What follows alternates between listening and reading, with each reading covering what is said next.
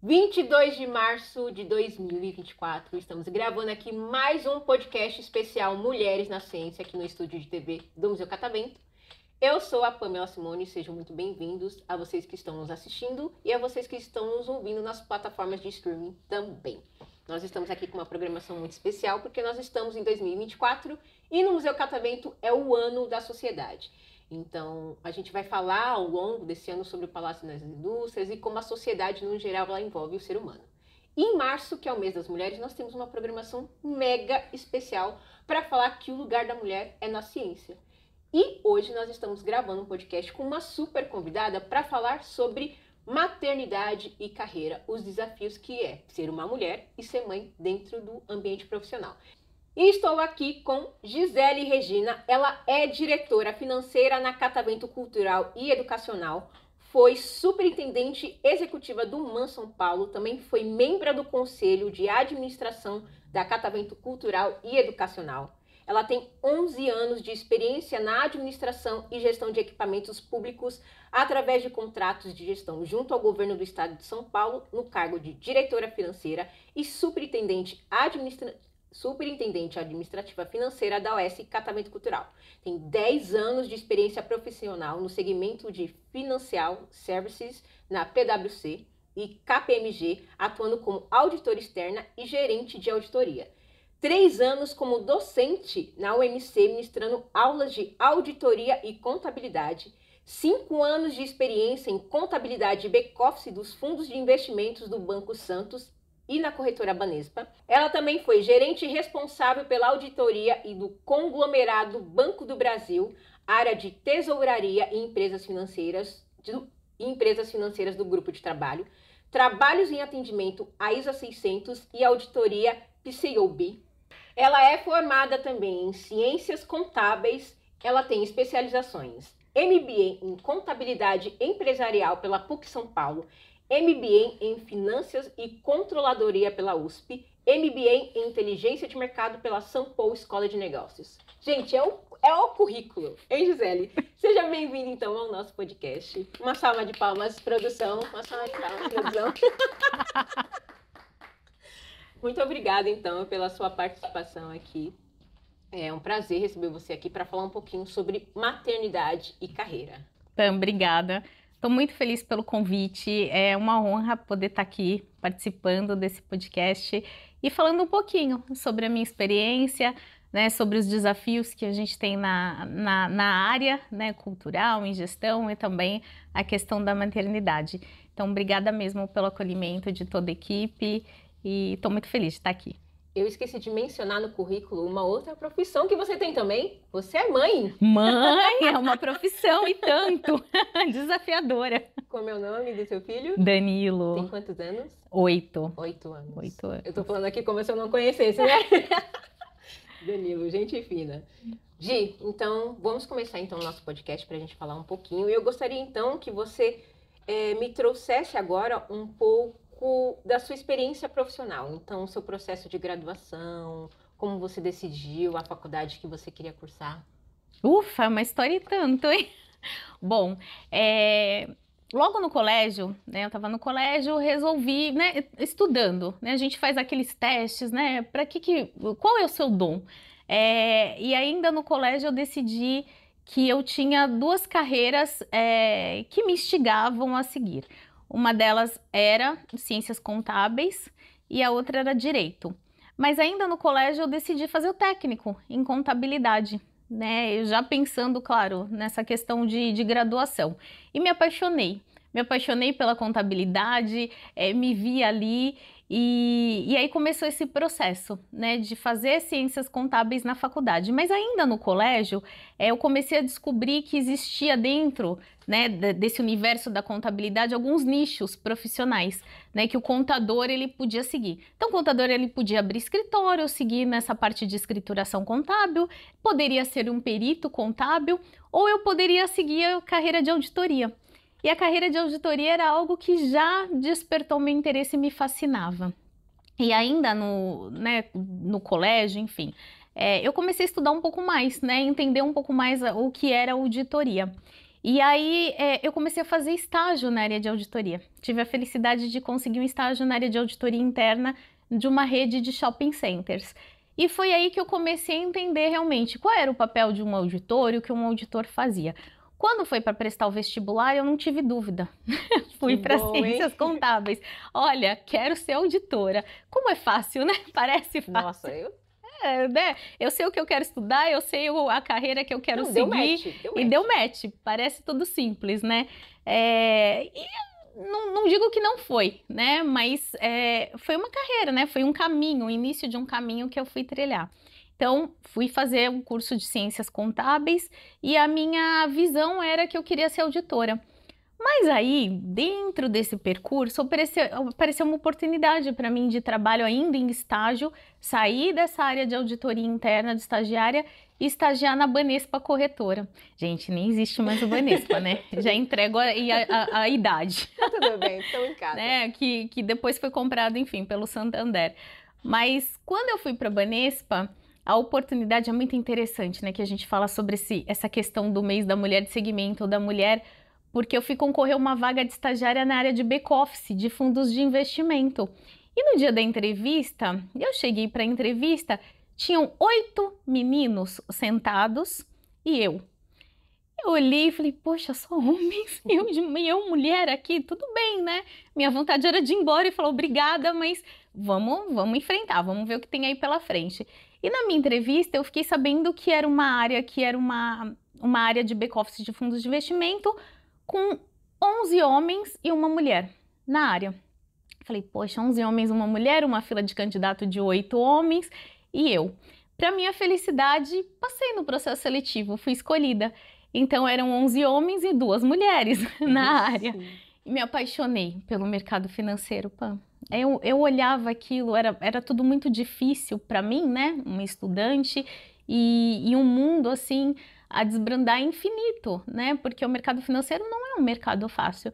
E até então, pensando em alguns poucos anos atrás, era um mercado ainda bastante masculino, né? Com muitos homens e poucas mulheres. E isso ainda despertou mais ainda o meu interesse. E aí fui aprendendo. Mas não tinha desistido, claro, do meu objetivo principal, que era a auditoria. Eu queria seguir uma carreira de auditoria. E eu me inscrevi, né, em 2 grandes empresas multinacionais de auditoria para participar do processo seletivo para trainee, que foi a PwC e a KPMG. Passei na KPMG e fui trabalhar na KPMG. E o meu sonho na KPMG era ter ido para o segmento financeiro. Por quê? Porque eu já estava ali, eu já estava apaixonada por aquele mundo, né, de bancos, enfim. Trabalhei alguns anos, mas não tive a felicidade de ficar propriamente naquilo que eu já conhecia, que era fundos de investimento. Eu comecei no segmento de indústrias, né, e consegui trabalhar no segmento de seguradoras. Então, gostei, aprendi bastante, mas eu sentia que faltava alguma coisa. Por quê? Porque eu tinha descoberto aquele universo do mercado financeiro, né, que me animava, me instigava. Fiquei alguns anos na KPMG e saí da KPMG e fui trabalhar no Banco Santos. Olha que incrível, né? A gente não citou, mas trabalhei no Banco Santos no back-office de fundos de investimento. E aí, lá vai a Gisele, saindo da auditoria, mas voltando para o mercado financeiro. Trabalhei alguns anos no Banco Santos, mas como todo o mercado sabe, o Banco Santos, ele foi, né, sofreu uma intervenção pelo Banco Central e foi decretada a sua falência. E aí eu olhei e falei, agora? Banco Santos falido, daqui a pouco, né, eu não tenho mais emprego. E aí tinha o segmento, né? O banco foi decretada a falência, mas eu trabalhava no back-office, né? Então o back-office ele era da corretora, enfim, do Banco Santos. E a PwC auditava esse segmento de fundos de investimento, que não foi o problema da falência do Banco Santos. E a gerente de auditoria virou para mim e falou, Gisele, você não pensa em voltar para a auditoria? Eu atendia, né, a PwC e ela falou, você não pensa em voltar para a auditoria? Falei, olha, pensar até pensei, penso. Ela, então vamos voltar para a auditoria, vamos para a PwC. E felizmente aceitei o convite, voltei para auditoria e para PwC. Tive anos incríveis de PwC, mas sempre, né, nessa parte de mercado financeiro, de fundos de investimento. Fiquei 8 anos lá. Foram anos de muito aprendizado. E um belo dia, eis que a KPMG me ronda e faz uma proposta para que eu retornasse para lá. Que legal! Muito legal, né? O bom filho a casa torna, é um pouco isso, Pan. E fui para a KPMG. Chegando na KPMG, em 3 meses de KPMG, o sócio da empresa, majoritário pelo segmento, né, Financial Services, falou: Zélia, a gente tem um desafio, está precisando de um gerente em Brasília para auditar o Banco do Brasil, né? Você acha que tudo bem? Você pode ir para Brasília? Mas é lógico que eu posso ir para Brasília. Que aventura, hein? Que aventura, né? Que sonho também. Poxa, ser responsável pela auditoria do Banco do Brasil. E fui para Brasília. Antes de ir para Brasília, né? Só voltando um pouquinho, eu dava aula, né? Eu ministrava eu aulas, até coloquei pulei aqui essa porque parte. eu fiquei interessada aqui. Aqui tá dizendo, você ficou 3 anos como docente. 3 anos como docente na Universidade Mogi das Cruzes, no campus aqui de São Paulo, Vila Lobos. E eu ministrava as aulas, todas as aulas de auditoria, né? A gente tem várias disciplinas em auditoria dentro do curso de Ciências Contábeis, bacharel em Ciências Contábeis. E também fui responsável pela análise, pela disciplina de análise das demonstrações contábeis. Eu amava dar aula. Ai, que legal. Era algo que eu me sentia muito realizada também, profissionalmente. Só que com esse convite de Brasília, logo eu não poderia mais ministrar minhas aulas aqui. Então eu tive que abrir mão das aulas, né? E fui para Brasília. Né? E Brasília também foi um aprendizado, o Banco do Brasil foi um aprendizado. Você ficou quanto tempo lá em Brasília? Fiquei em Brasília 2 anos e 8 meses, quase 3 anos. Muito tempo. É muito tempo, né? E é um mundo totalmente diferente, né? Saí de São Paulo, uma cidade como São Paulo, eu tinha minha vida cultura, aqui. Né? Totalmente diferente, é uma outra cultura. Ouvi algumas questões sobre Brasília, né? Que eu ia ter dificuldades de me relacionar, enfim, né? A estrutura mesmo cultural, né? Das pessoas de Brasília é muito diferente de São Paulo.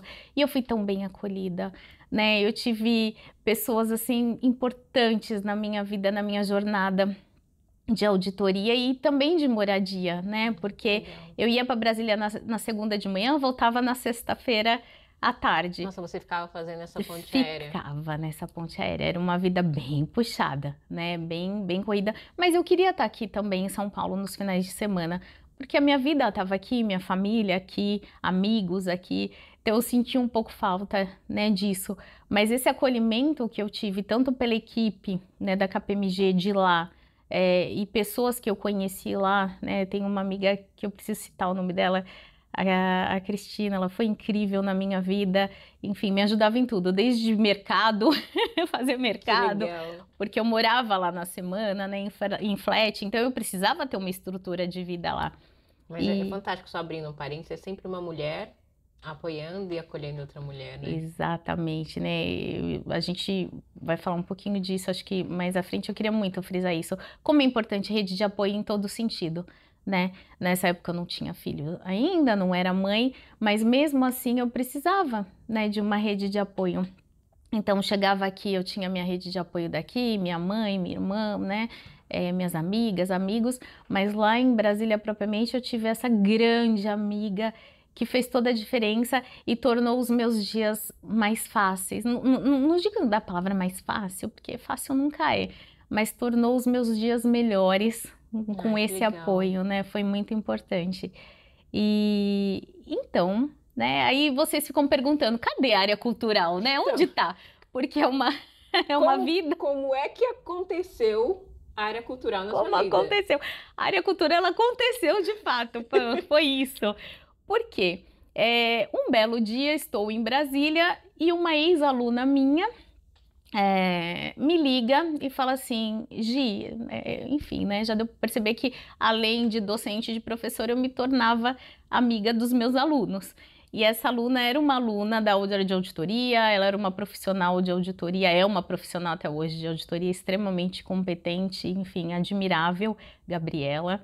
E ela me ligou e falou, Gi, eu audito uma US que chama Catavento Cultural e eles estão em busca de uma superintendente.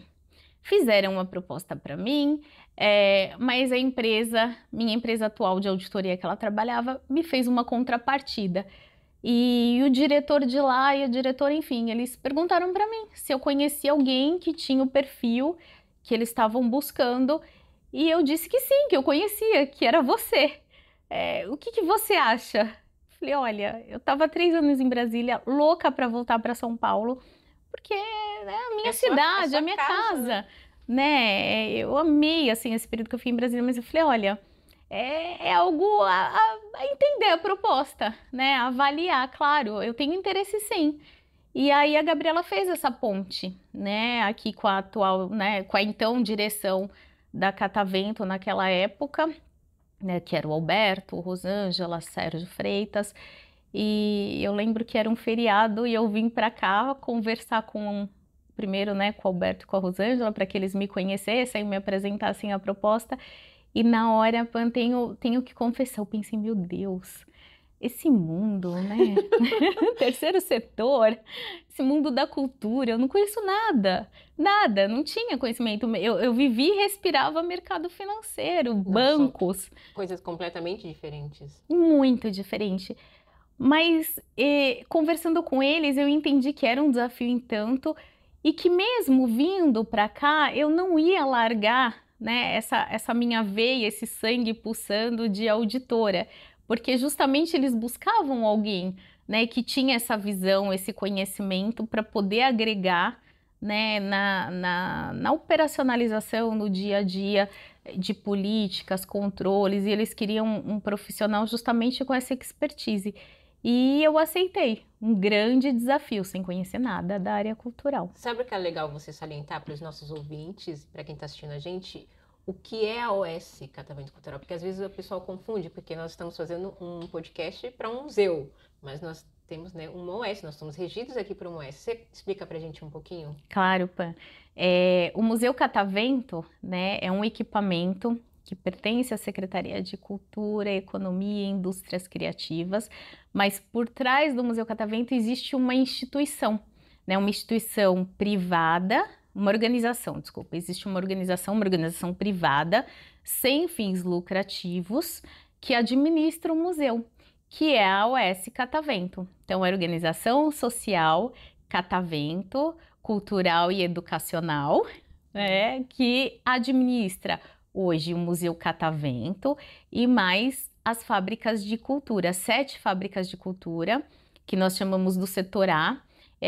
Elas estão inseridas na periferia de São Paulo, da Zona Leste, mais São Bernardo do Campo e Santos. Então hoje, né, o que a gente chama de OS Catavento, que está por trás da gestão do Museu Catavento, também está por trás da gestão de mais 7 fábricas de cultura. Perfeito. E é incrível, né? E aí eu tô há 11 anos, né, aqui na UES Catavento, saí daqui, né, entrei como superintendente administrativa financeira, e me apaixonei pela cultura, me apaixonei pelo trabalho que a gente faz, que a gente desenvolve aqui, porque diferente da auditoria, né, a auditoria a gente foca num trabalho, numa prestação de serviços que é voltada, claro, 100% para fins lucrativos, né, daquelas instituições, daquelas organizações, porque são organizações, tanto a PwC quanto a KPMG são multinacionais, que têm uma expertise, enfim, incrível no setor de auditoria e consultoria, dentre outras especificidades, mas quando eu vim para cá, eu olhei e falei, poxa, agora eu posso unir, né, tudo que eu aprendi, que eu desenvolvi, mas em prol de algo, que é a sociedade, né, que é onde hoje nós estamos inseridos. Todo o trabalho que eu desenvolvo, que você desenvolve, Pan, toda a equipe, é em prol de pessoas, né? Exato. A gente está devolvendo isso para a sociedade.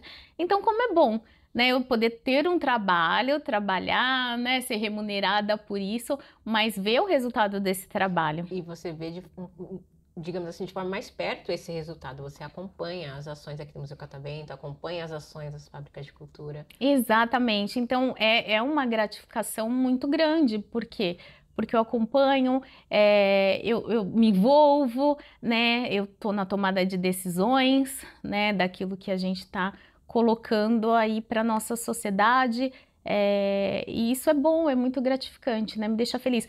Porque quando eu saí do mercado financeiro e vim para a UES, e pensar em terceiro setor, você sempre tem um pé atrás, né? Porque você vai pensar que quanta coisa a gente vê na TV, né? De corrupção, de desvio, disso, daquilo, e dá um medo, né? Não minto, não, me deu um medo, né? Mas quando eu olhei e vi que é algo que funciona, né? E que funciona tão bem, e que realmente, né, não tem. E que é um sucesso aqui. É um sucesso, né? E que aquilo, né, todos os recursos, né, que vêm para a instituição e as instituições em si, eu posso falar da grande maioria do terceiro setor, das OS, né, trabalham com tanta seriedade, né, empregam esses recursos profissionais, enfim, então a gente sabe que aquele recurso financeiro, que aquele dinheiro está sendo empregado para sua finalidade, sim, né, que é verdadeiro, que acontece, então isso é muito importante. É a boa utilização do dinheiro público. Exatamente, a boa utilização do dinheiro público. Gi, agora pensando em você como mulher, assim, me traz esse panorama. Você pode trazer pra gente os desafios que você mais enfrentou? Porque o mercado financeiro, quando você pensa, ele é um espaço extremamente masculino. Uhum, né? O cultural nem tanto. O cultural, mas depende muito das áreas de gestão também. Mas o financeiro, principalmente, ele é um mercado exclusivamente... Até quando você vai pensar em mercado financeiro, é muito automático, vem um rapaz de terno e gravata. Você pode falar pra gente um pouco dos desafios, tanto no mercado financeiro quanto na área cultural? Claro, é o que você disse, né? Principalmente o mercado financeiro. Acho que hoje, acredito que nem tanto, né? A mulher, ela vem, né, mostrando o seu valor, o seu potencial e ganhando cada vez mais espaço. Mas lá no começo, como eu disse, né? Eu fui participar de um processo seletivo para estágio, eu era a única mulher. Então, é um desafio muito grande, né? E uma responsabilidade muito grande. E eu acho que ao longo desses anos, o que eu fui sentindo, nós mulheres, a gente tem que sempre demonstrar um a mais, né? Você sempre tem que estar provando a todo tempo que você tem qualificação para aquilo, que você tem conhecimento para aquilo, que você tem expertise, que você também estudou, né? E que você também tem muito a agregar.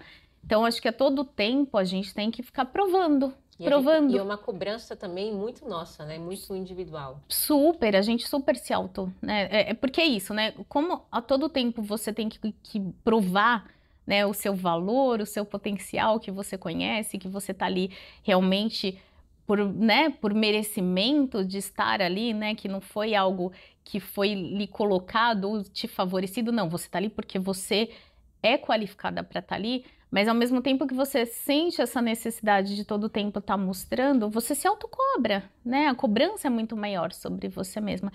Isso ao longo dos anos eu acho que foi bom, por quê? Porque eu fui, de uma certa forma, entendendo que eu não precisava mais, né?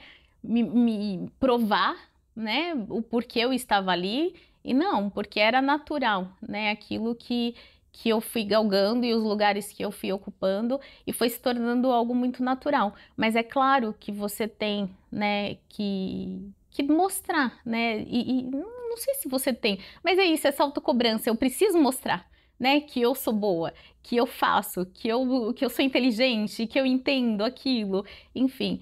E galgando esse espaço. Acho que o mercado financeiro é mais difícil, como você disse, do que na cultura, né? Na cultura, desde que eu cheguei na cultura, eu vejo um crescimento muito significativo, né, de mulheres, e principalmente eu acho que a gente tem que falar de mulheres em cargos de gestão também, né, Pan, que é muito importante. Cada vez mais a gente tem mostrado e conseguido realmente ocupar esses cargos, né, e não só ocupar esses cargos porque precisa, né, de um número de mulheres nesses cargos, mas porque está sendo natural. Eu posso falar da nossa organização, né, da UES Catavento.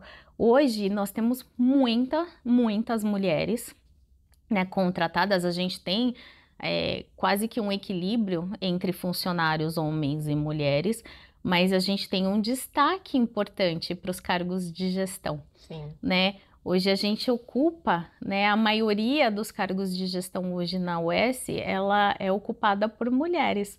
E isso não foi algo que está dentro do nosso planejamento estratégico ou que foi imposto. Não, é algo natural. Por quê? Porque as mulheres, elas conseguem, né, essas mulheres conseguiram mostrar e se qualificar para aquelas vagas específicas. Elas estavam qualificadas para ocupar aqueles lugares.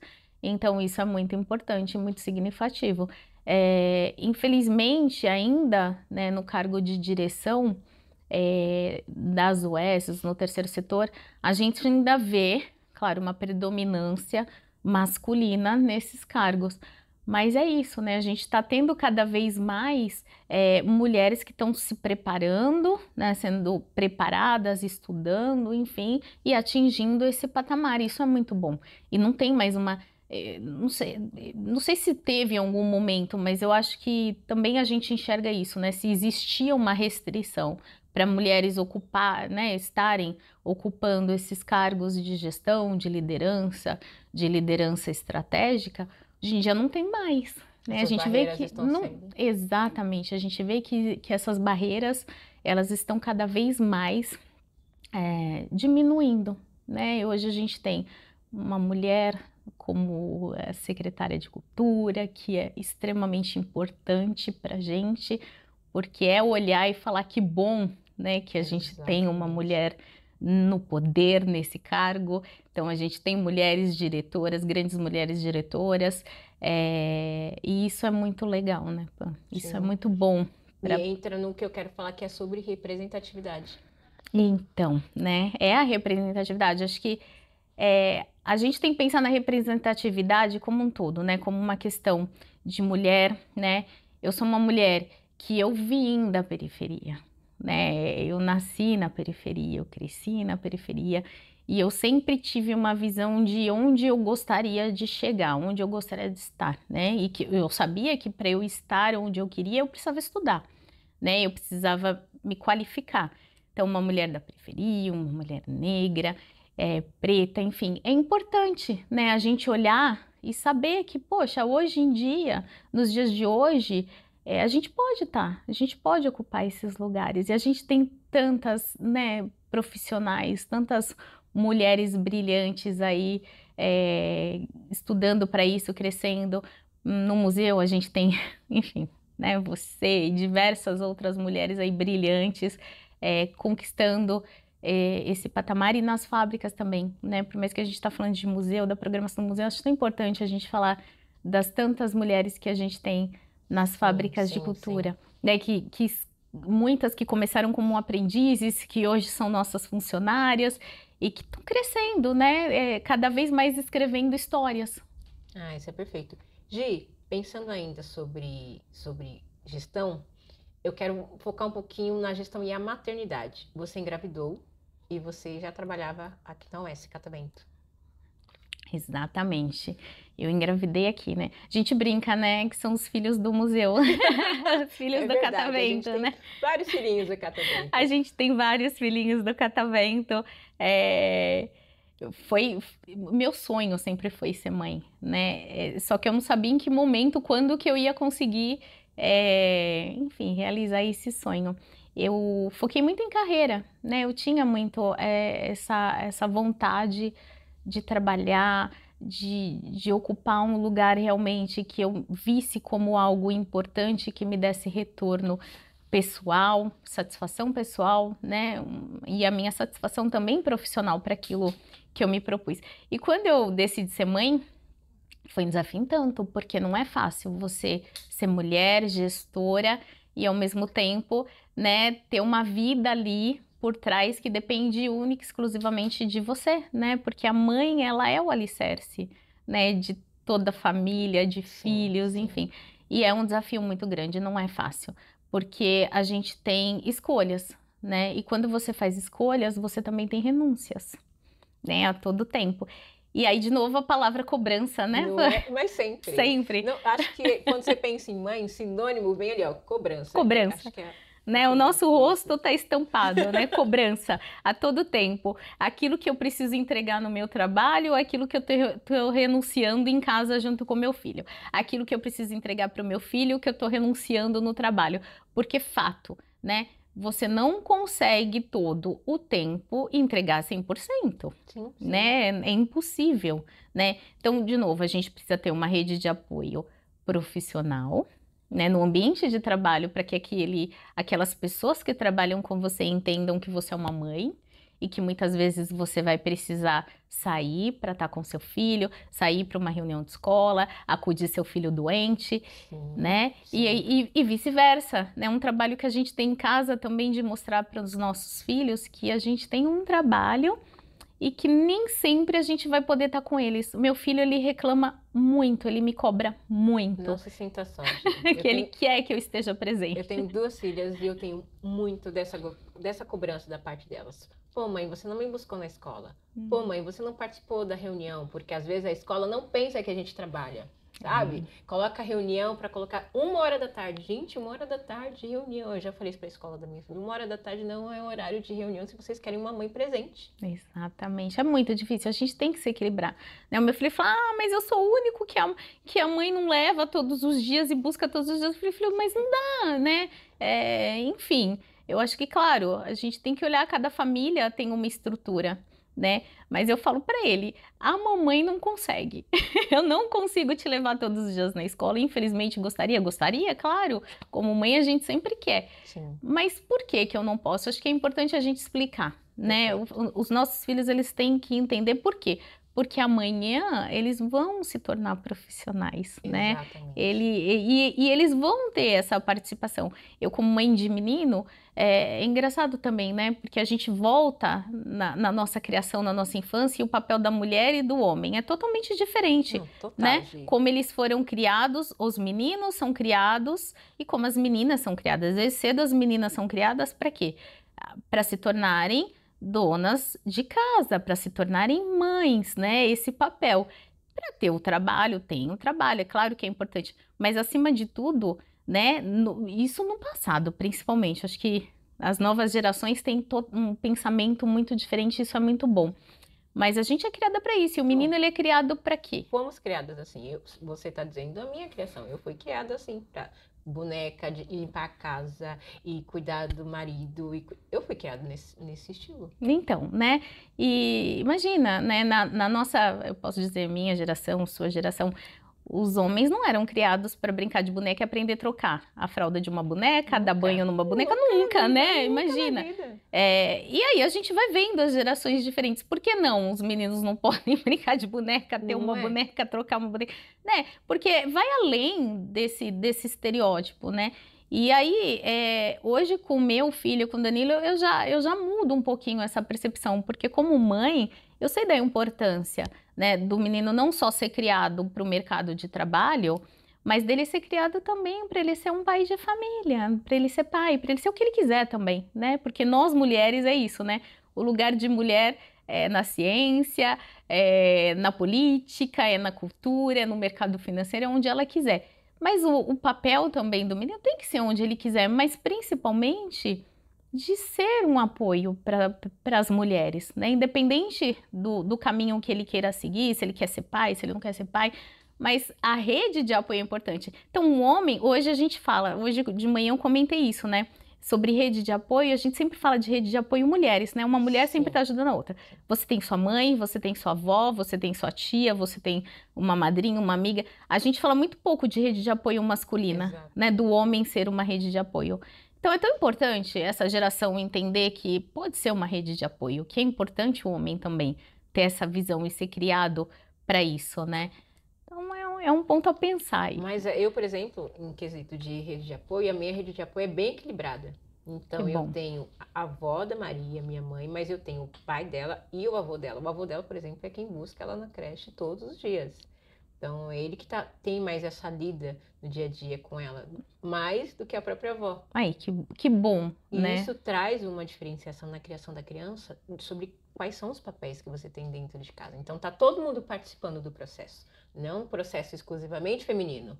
É um processo que tá todo mundo lá. Isso é muito legal. Vai surtir? lá na frente. É muito bom, né? Eu acho que isso cada vez mais a gente vê nos dias de hoje, né? Mas no passado, infelizmente, não era, né? Você vê o vô da Maria, infelizmente, ele é uma minoria, né? Sim, Nesse não, contexto. O vô é o pai. E, né? É uma minoria nem desse contexto, É eu sei uma disso. minoria, né? O pai também é uma minoria, né? Hoje, por exemplo, eu conto muito com a participação do pai do meu filho, ele me ajuda muito, mas nessas questões de dia a dia, não tá ali, né? Então, essa questão que a gente fala de sair, de estar doente, é muito mais da mãe, acaba sendo muito mais a mãe, eu acho que uma grande maioria, do que propriamente o pai, né? Mas, claro, eu preciso que fique, que, né, eu ligo, enfim, eu tenho super apoio, é importante isso. Mas se a gente for olhar num contexto geral da nossa sociedade, não é assim, né? Então, nós somos exceções. Nós somos exceções das exceções. Exatamente, de rede de apoio. E eu acho que pode melhorar ainda, né? Porque a gente ainda faz muita coisa, né? A mãe, a mulher ainda faz muita coisa. A responsabilidade, ou mesmo o lugar que a gente se coloca para isso, né? Eu falo que a nossa jornada não remunerada, né? Então, a mãe tem uma jornada não remunerada muito mais pesada, muito maior. Eu brinco que eu não preciso bater ponto. Não, eu não bato ponto nem de entrada, nem de saída para ser mãe. Eu sou a sua mãe. Eu abro o olho, eu sou mãe, aí eu descanso. Aí eu abro o olho de novo. Não é? O papel de mãe, a profissão mãe, é uma profissão 24 horas, né? E aí tem todo esse contexto também dentro do mercado de trabalho, que é o que você falou, é um peso pra gente, né? Porque é isso, a gente tem uma responsabilidade como mulher, antes de ser mãe, antes de ser profissional, né? Uma profissional, nós somos mulheres, né? Exatamente. Então a gente também tem o eu existo. E às vezes a gente acaba esquecendo isso nesse processo. A gente vai acabando, a gente vai focando em tantas outras coisas que a gente às vezes se esquece. Exatamente, a gente se esquece e não pode, né? Porque precisa ter esse equilíbrio, né? Para você ser uma boa profissional, uma boa mãe, uma boa mulher, você tem que ter equilíbrio, né? E a gente busca constantemente esse equilíbrio, né, Pam? Você acha que, pensando no Dan, pensando na sua carreira, o que mais pesou foi a culpa? Ah, sem dúvidas, sem dúvidas. Todo tempo a gente se culpa, né? Porque realmente você, pelo menos eu, né? Eu tenho essa questão de me autocobrar e achar que eu tenho que ser perfeita em tudo. Não é só você, né? Mas não existe perfeição. Existe o nosso melhor, aquilo que a gente pode dar naquele momento. Né? Mas perfeição, mas a culpa é muito grande. Mas, de novo, né? Eu acho que a gente tem que se conscientizar e entender que existem escolhas e renúncias. E a gente tem que a cada dia a gente tem que trabalhar isso na nossa cabeça e pensar, a gente tem que aliviar nesse sentido, né? Legal, legal. Gi, antes da gente terminar o nosso podcast, eu gostaria que você trouxesse alguma mensagem de encorajamento para as mulheres em relação a ser uma profissional, a carreira profissional, a esse equilíbrio entre maternidade e ser profissional. Eu gostaria que você trouxesse, porque para mim, particularmente, você é um exemplo. Então, trazer, sabe, essa representatividade para quem está nos assistindo e para quem está nos ouvindo. Obrigada, viu? Bom, eu tenho certeza absoluta que aquilo que a gente tem em mente, os nossos desejos, aquilo que a gente quer ser, é possível. Né? A gente precisa realmente ter direcionamento. Então, eu quero ser uma profissional, eu quero seguir uma determinada área. É possível, sim, conseguir. Né? No percurso a gente vai ter desafios inúmeros, né? Você vai ter inúmeros desafios, barreiras, pedras, o que quer que seja que a gente pode chamar. Mas se você tem um foco, se você quer, né, você consegue. É importante a gente não desistir dos nossos sonhos. E é possível sim equilibrar, né? Ainda assim, o trabalho com a maternidade. Como eu disse, era meu sonho ser mãe. Eu acho que tem inúmeras mulheres que sonham em ser mães e inúmeras mulheres que não desejam ser mães. E que tudo bem. Né? Porque a sociedade cobra muito também, né, da gente. Você não vai, você casa, você tem que ter filho. Se você não casou, é porque você não casou, né? Então, a gente tem que estar livre, né? E, de novo, são escolhas e algumas renúncias, e tudo bem, né? Então, a minha frase é isso, tudo bem as suas escolhas, tudo bem as suas renúncias, mas faça aquilo que realmente você tem vontade, que você quer e busque. Porque aquilo que a gente foca, A gente vai conseguir, a gente vai conquistar. E a gente vai ser a melhor mãe que o nosso filho poderia ter, porque não existe melhor mãe, não existe melhor profissional. Você dá o seu melhor, né? Mas se você for comparar, né, não existe comparação. Não existe a melhor mãe, não existe a melhor profissional, não existe a melhor gestora. Existe o seu eu, daí a sua consciência que você está dando o seu melhor dentro daquela possibilidade que você tem naquele momento, né? Então, hoje a Pamela é o que ela é dentro das possibilidades que ela tem e que ela pode ser, e ela é excelente naquilo que ela faz, como mãe, como profissional. A Gisele hoje, ela é excelente dentro das possibilidades que ela tem, aquilo que ela se propõe a fazer como mãe e como profissional. Então é importante que as pessoas ao nosso redor e os nossos filhos entendam isso, né? Ah, que perfeito, muito obrigada. Ah, eu que agradeço. Muito obrigado pela participação, adorei conversar com vocês, espero que vocês que assistiram tenham gostado de se envolver aqui nesse assunto aqui com a gente. É uma temática muito importante para os dias atuais, porque é aquilo que a gente fala, né? Tem muita coisa boa acontecendo, mas ainda precisa muita coisa evoluir. E aí eu trago, a partir da sua fala também, para quem está nos escutando, para quem está nos ouvindo, sobre a importância de acreditar em si. E esquecer um pouco os julgamentos alheios. Às vezes a gente pega muito sobre o que vão pensar, o que vão dizer. Porque é isso, a sociedade vai dizer, no geral, para você, de que a mulher precisa ficar em casa, de que a mulher, ela tem que... A prioridade dela tem que ser o filho dela, sabe? Vai colocar tantas coisas. Mas quem tem que fazer essa escolha é você. Você, como mulher, você tem a liberdade de escolher estar onde você quiser. E aí, fica assim o nosso podcast. Ai, eu adorei conversar com você, Gi. É muito bom. Gi, muito obrigada pela participação. Obrigado por dar um pouquinho do seu tempo pra gente. Obrigado, então, também por compartilhar um pouco com a gente sobre a sua história. Fiquei muito feliz com o seu convite. Vou pedir para vocês, então, vocês vão ouvir nosso podcast no Spotify, Deezer, YouTube Music. Gente, o nosso podcast está em todas as plataformas de streaming. A gente vai deixar disponibilizado também aqui no YouTube, então dá para vocês assistirem sempre esse podcast. E fica aí o convite de vocês acompanharem as redes sociais do Museu Catavento. A gente tem uma programação maravilhosa para o mês de março. Catavento para visitação, gente, de terça a domingo, das 9 às 17 horas, bilheteria até às 16, tá bom? Às terças-feiras, né, Gi? É gratuito. E é isso, mês de março a gente tá com uma programação recheada para falar que o lugar da mulher é na ciência. Isso mesmo, e onde ela quiser. Então, muito obrigada pela participação, muito obrigada, pessoal. E, produção, uma salva de palmas.